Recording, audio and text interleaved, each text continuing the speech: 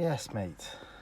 Back with the video just about sticky buttons in cars. Ferraris do it, Maseratis do it, Jaguars do it, Range Rovers do it. Luckily I've got all four, so I'm well versed with this. Basically there's different types of coating, so all of this was sticky earlier. You can see the state of my hands from it. I mean, it's horrible stuff. It's basically like a soft touch coating that they put on the buttons, and as time goes on it kind of gooeyes up and it just breaks down, and it's like tar all over all kind of touchy things.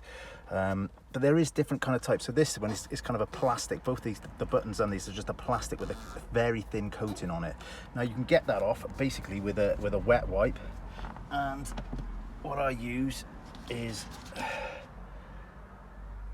think that's what's that, 99.9% isopropyl alcohol. You just kind of dab it on a wet wipe, a dry wet wipe or a wet wipe, and then you can just kind of smear it off. It is time consuming. Don't rub too hard, but if you kind of get in there and kind of just back and forth slowly, you'll see kind of, this is what it looks like. I've used a Brillo pad on kind of the thicker stuff, which is stuff like this. Now this had a really thick coating on it. It was almost like it was a soft touch, and then underneath that even a kind of like I don't know, like a really soft plastic. It does need a second coat on that, but compared to how it was, I should have taken a video beforehand.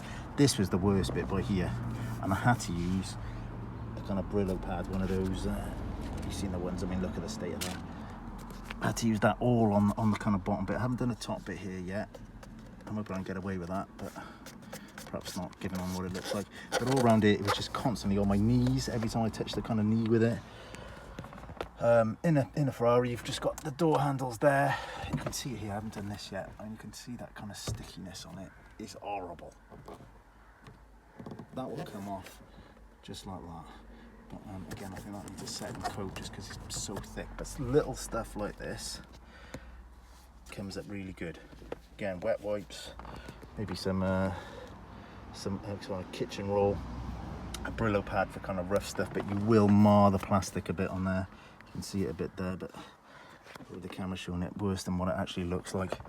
And just elbow grease. A lot of companies you can send to take bits off and send them away. Costs a fortune. I've done these two earlier today. It's a bit wet. I actually took this out to do it. This was really bad again. This was very easy, just going over it. Again, it kind of depends on kind of what the coating that they use. Again, this is kind of plastic with a thin coating on. This was quite thick because I'm guessing it's metal. Perhaps it's metal they put the thicker stuff on. But yeah, you don't need to kind of send them away at a great cost. It's just alcohol and an elbow grease. Some people recommend Neutrogena face wipes. I couldn't get any of those myself, but I guess they're just alcohol kind of soaked wet wipes rather than the soapy type, which is these type. But I find you get all the dirt off with this, it dries out, and then you put some alcohol on it, dab it up, and I'll show you what that looks now. I mean, you can see the state of that. It's ugh. It just kind of rubs off. Give me 5 minutes and I'll show you what the kind of the finished look is on that.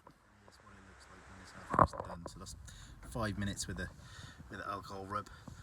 They're no longer sticky. All of these dials where you actually see the numbers, they've all been rubbed as well. And this, I don't know if you can see it, but it's 10 times better. There's still a bit of wet on it, but as you're touching that, all of that will kind of smooth out, so there's no smears on it.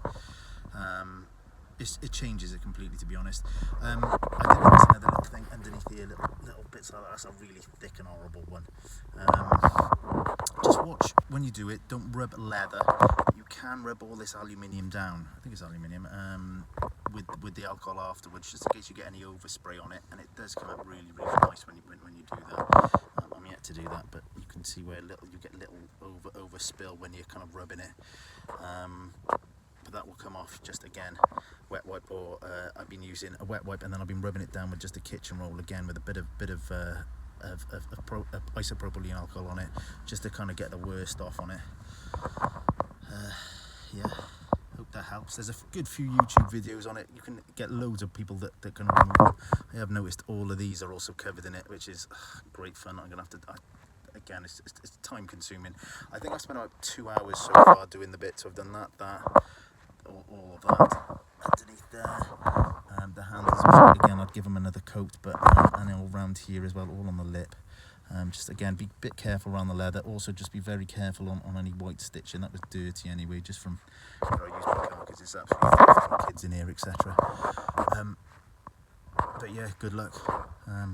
It does it on all sorts of cars. As I say, Ferraris, Range Rovers, Maseratis, Jaguars are kind of common, but lots and lots of different cars have it. Good luck. If you like my videos, give me a subscribe. I'm always doing little bits on cars. Got ones on spacers, videos on spacers, videos on body kits. I'm going to do a review on this 360, which I love to death. I've had it for 12 years, used to daily drive it, and now it's kind of a summer toy. Take my boy out in it, and that's kind of my daily drive at the moment now with 2 kids, because I need the extra space. Give me a subscribe, and I'm always coming back with different types of videos and stuff. Thanks a lot. Yeah, bye bye.